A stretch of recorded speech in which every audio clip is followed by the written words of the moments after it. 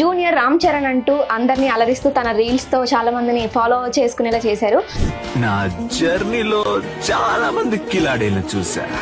అయితే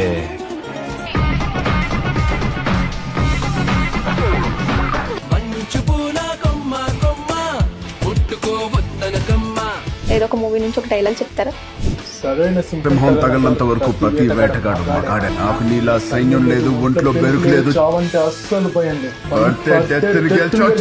రా! చెర్రీకి అలవాటు పడిపోయిన నేను రవి చెర్రీ అని పెట్టుకున్నాను. రవి చరణ్ గా కన్వర్ట్ చేసుకున్నాను పేరు.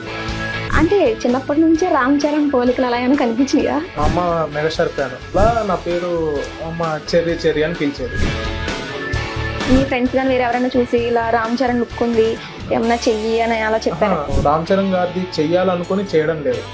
నేను ఎలా చేసినా అలా వస్తుంది కాబట్టి సో మనం రామ్ చరణ్ గారిది చేద్దాం. ఇప్పుడు రామ్ చరణ్ వేసుకున్న కాస్ట్యూమ్ ఇప్పుడు కొంచెం దొరకడానికి కొంచెం కష్టపడాలి. ఇప్పుడు సడన్ గా చూసినప్పుడు నిజంగా ఆ సినిమాలో చూస్తున్నామేమో అన్న ఫీలింగ్ వచ్చేస్తుంది. వీడియో తీయడానికి కానీ ఎడిటింగ్ కి మా గ్రేట్. అసలు పబ్లిక్ ప్లేస్ లో మనం చేసే యాక్టింగ్ కి అబ్బాయిలు చేయడమే కష్టం. పబ్లిక్ ప్లేస్ లో నేను చేయలేను, నాకు చాలా భయం. చెప్పి ఐఎమ్ కమింగ్ సూన్ అని ఒకటి డైలాగ్ చెప్తారు. హీరో ఎంట్రీ సీన్ ఉంటుంది. ఆ సీన్ ఏదో ఒకటి తాగుతూ ఊగుతూ ఇట్లా చేసేది ఉంటుంది.